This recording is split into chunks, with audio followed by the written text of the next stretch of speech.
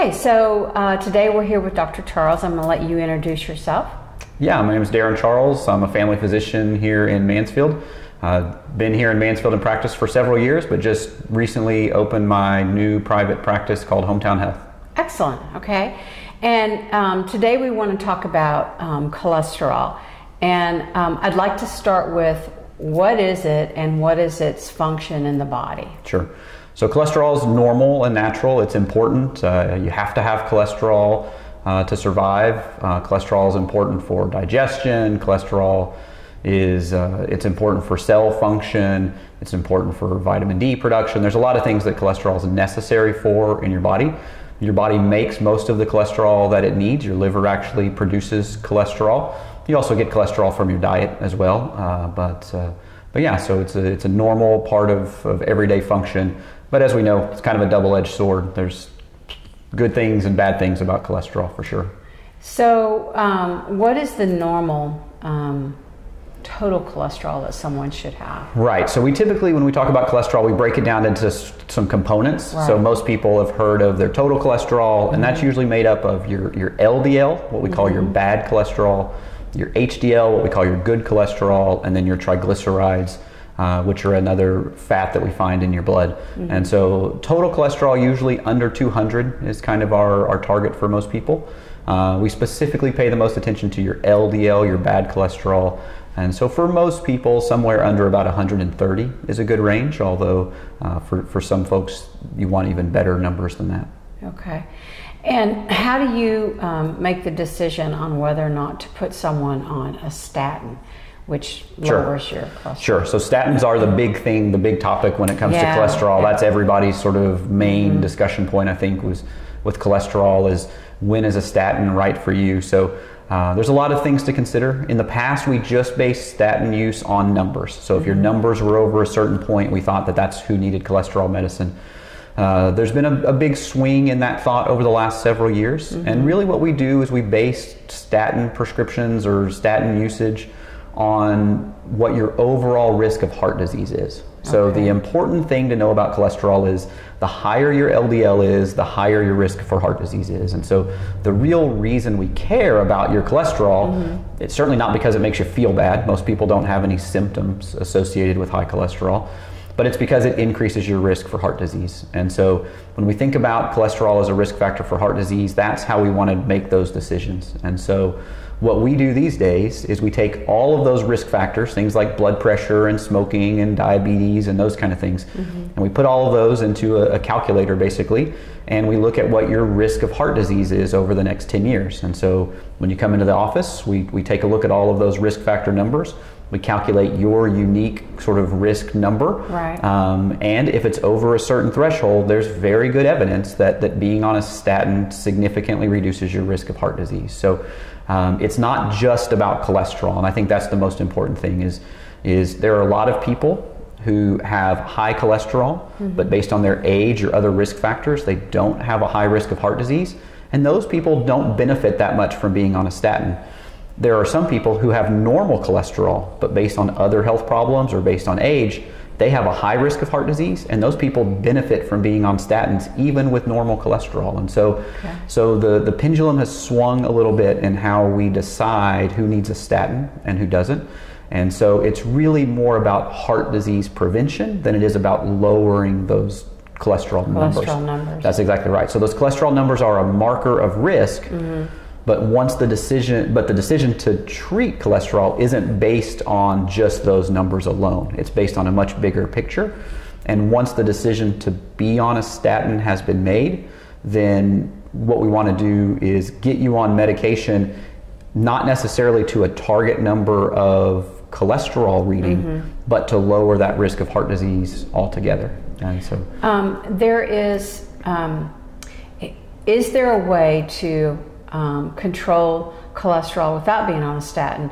And are there scenarios where no matter what you do, you can't control it? Yes. So your cholesterol has sort of a genetic component to it for everybody. So some people have naturally low cholesterol, some people have naturally high cholesterol, and that's just your body's functioning. That's the amount of cholesterol that your body's producing and keeps at at that certain level in your body. Now, you can swing those numbers either in a good way or a bad way. So with a poor diet and lack of exercise, your cholesterol numbers can get much higher because of those things. And with a good diet and exercise, you can bring those numbers down. So certainly diet and exercise do have a significant impact on cholesterol. Specifically, we recommend a Mediterranean diet. So that's a diet high in fresh fruits and vegetables and high in healthy fats like nuts and avocados and those kind of things, whole grains, certainly not high in all the things that we tend to like to eat, right? So it's the Mediterranean diet, not the Texas diet is what I tell people, right? So it's not Mexican food and barbecue, but certainly you can control or improve your numbers with that. But there are a lot of people who have inherently high cholesterol, and no matter how well they eat, they're going to continue to have high cholesterol. And for those folks, they still also have that elevated risk of heart disease. And so even if their cholesterol is genetic and not just diet-based, they can still benefit from cholesterol-lowering medications. How do you know if it's genetic? There's no certain test. Okay. There certainly are numbers where when someone's LDL, their bad cholesterol, a normal number for that is around 100 to 130. When somebody's LDL is over 190, that's almost always going to be genetic. You almost can't eat bad enough to get your cholesterol numbers there. That high, exactly. So there's a threshold where you sort of know. But there's a lot of people in that middle range. Usually it's through, what I normally would start with, if you've got a medium range cholesterol and your risk of heart disease is not significantly high, is let's go 90 days of eating better, exercising regularly, and let's see what we can do. Most people can lower their cholesterol by about 20 points or so by diet and exercise if they stick with it. And so for some people that's all they need, but some people that's not enough. What about all the hoopla about statins, and you got one group that says, oh, you need to take them, then another says, oh, they're horrible, they're going to kill you, it's awful, and the drug companies are lying to you. So I know it's always somewhere in the middle, but that's right. But what is the... So what I always start with, the most important thing to know about statins is, as far as I know, every study that's ever been done about statins shows that people who take statins have less heart attacks and live longer than people who don't take statins. That doesn't even matter how high or low your cholesterol is when you start. Across the board, there's about a 20 to 25% reduction in heart attacks in people who take statins. So if you take somebody with high cholesterol and you put them on a statin, you lower their risk of heart disease by about 25%. If you take somebody with a normal cholesterol and you put them on a statin, you also lower their risk of heart disease by about 25%. And so the big picture is taking a statin reduces your risk of heart disease and probably increases your life expectancy. So that's the big picture, and I think that all of the news, all of the concerns about side effects and problems muddy those waters, and they take the focus off of what, in my opinion, is the really important fact, which is reducing the risk of heart disease. Heart disease is the #1 killer in our country, and so anything we can do to help lower that risk for people is probably of utmost sort of priority. There are some side effects. About 1 out of every 20 people who take statins will get achy muscles. That's the most common side effect. So about 5% of the time, people are going to get muscle aches directly associated with statins. If that happens, stop the medicine and talk to your doctor, talk about some other alternatives or how you may want to move forward. But that means 95% of people who take statins aren't going to have that side effect. And the majority of people I talk to will tell me, I don't even realize I'm taking a medicine. I don't have any real side effects. The other real side effect we see is it probably does raise blood sugar a few points. And so I don't think that statins take people with normal blood sugar and give them diabetes. But I do think if you've got a borderline blood sugar, that it can raise that a little bit. That's important. Diabetes is big and scary. But again, even when we know that, the end results don't change. The risk of heart disease for people on statins is still less. And so the benefit persists even though that risk of blood sugar raising a little bit is there as well. The other big thing that used to be a topic of concern was liver damage. When statins first came out, there was a lot of concern about how it might negatively affect your liver. When it first came out, the packaging and the recommendations were to check liver functions very precisely at certain intervals.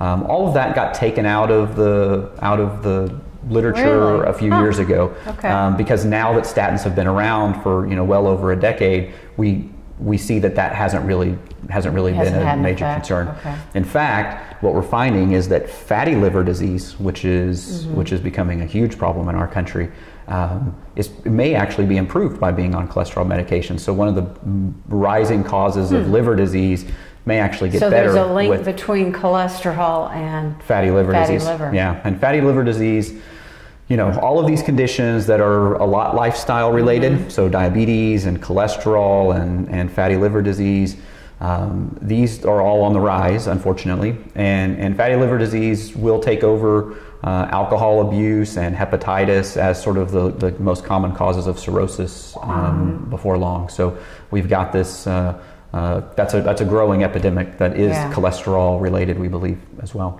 Now that can also be diet and environment related. Absolutely. As well, not just... All of these things are a combination, right? Okay. And so that's the answer that our that diet nobody, is our problem. Well, the diet's the part you can control. So the diet isn't necessarily the problem. The genetics a lot of times are the problem, but we can't do anything about those. Not yet, right? So if you have genetic causes of cholesterol and behavioral lifestyle causes of cholesterol, there's only one of those things that you have any control over. Right. And so that's where we want to make the most use of our efforts to try to be healthier. Okay, so how would someone get a hold of you if they wanted to? Yeah, absolutely. So again, this is a brand new practice here in Mansfield, a new style of practice, trying to deliver a much more personalized level of care. But you can find out a lot more at my website. It's myhometownhealth.org. So that's the place with the most information. You can always just call us. 817-854-2968 is our direct line here. We have a small staff, my office manager, Corlette, and I. One of us will answer the phone if you call. That's what we tell people. So you get direct personal communication, and because it's a new kind of practice, we know people have a lot of questions, and there's nothing we want to do more than help people answer those questions and find out if Hometown Health is a good fit for them. Excellent. Okay, thank you very much. Yeah, thank you. Appreciate it.